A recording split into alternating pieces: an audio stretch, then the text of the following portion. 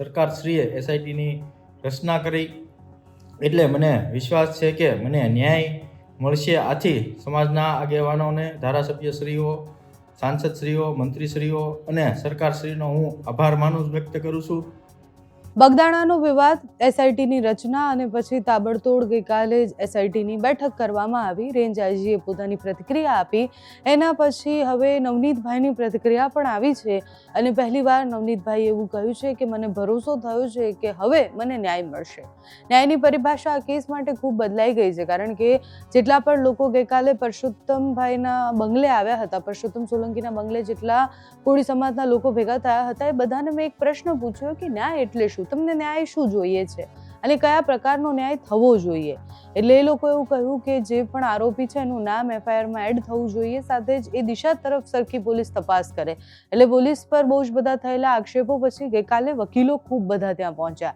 એટલે જેમ જ એસઆઈટીની રચના થઈ એના પછી ભાવનગરથી અનેક વકીલ ત્યાં હોસ્પિટલ પહોંચ્યા, નવનીતભાઈ સાથે વાત કરી। એના પછી રેન્જ આઈજીની બેઠક પણ જોઈ આપણે, અને જેટલા પણ 5 સભ્યોની એસઆઈટીની ટીમ બનાવવામાં આવી છે એ આગળ કેવી રીતના તપાસ કરે છે, કારણ કે રોજ એમણે રિપોર્ટ તૈયાર કરવાનો છે કે તપાસ ક્યાં પહોંચી છે, કેવી રીતના તપાસ થઈ રહી છે।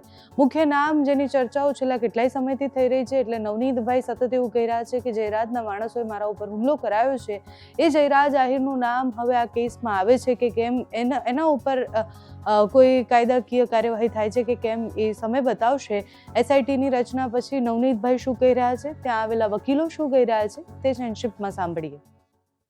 આજ રોજ તારીખ 5/1/2026 રોજ અમારો કોળી સમાજ ગાંધીનગર ખાતે મંત્રી શ્રી પરસોત્તમભાઈ સોલંકીને નિવાસ સ્થાને ન્યાય અપાવવા માટે સીએમ સાહેબ સાથે મુલાકાત કરેલ। ત્યારબાદ તાત્કાલિક સરકારશ્રીએ એસઆઈટીની રચના કરી એટલે મને વિશ્વાસ છે કે મને ન્યાય મળશે। આથી સમાજના આગેવાનોને, ધારાસભ્યશ્રીઓ, સાંસદશ્રીઓ, મંત્રીશ્રીઓ અને સરકારશ્રીનો હું આભાર વ્યક્ત કરું છું।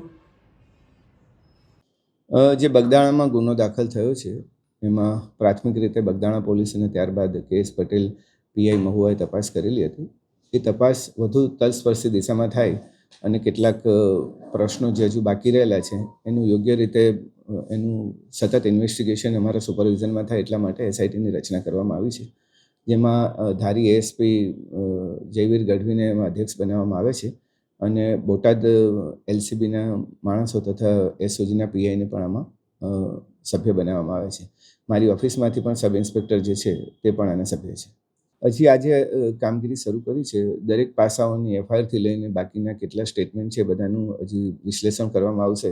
કેટલા પુરાવા પ્રાપ્ત થયા છે અને કયા પુરાવા હજુ લેવાના બાકી છે તેનું ટોટલ વિશ્લેષણ કરીને ચોક્કસપણે ઘટના કેવી રીતે ઘટી, એનું બીજા સંયોગિક પુરાવા શું છે, તમામ એકત્રિત કરવા માટે અત્યારે ટીમ કાર્યરત છે। હજુ કેસ પેપર્સ અમે સ્ટડી કરી રહ્યા છીએ અને ક્યાં કેવી રીતે શું મોટિવેશન હતું, આરોપીઓ ક્યાંથી આવ્યા, એમના શું કનેક્શન હતા ને એ બધું અત્યારે તપાસ કરી રહ્યા છે। એટલે પ્રાથમિક રીતે જે મેં ચર્ચા કરી છે કે કયા કયા એરિયા પર અમારે ફોકસ કરવું છે, થોડું તપાસ આગળ વધ્યા બાદ જ હું આમાં બતાવી શકીશ। એ વહીવટી સરળતા માટે કરવામાં આવ્યું છે, કેમ કે નવા ડીવાયએસપી બે નવા ડીવાયએસપી હાજર રહ્યા છે। મહુવા ડીવાયએસપી જ્યારે અંશુલ જૈન હતા એએસપી, એમની ટ્રાન્સફર બાદ હમણાં 2 ડીવાયએસપીનું પોસ્ટિંગ થયું છે, એટલે તળાજા ડીવાયએસપીને ચાર્જ આપવામાં આવ્યો। એસઆઈટીની રચના અત્યારે અહીંયાથી થઈ છે। આઈજી ઓફિસે અમે નક્કી કરેલું હતું કે આની તલસ્પર્શી તપાસ થવી જોઈએ અને મારા લેવલ પર અમે નક્કી કર્યું છે કે હવે તપાસ મારા સુપરવિઝનમાં થાય।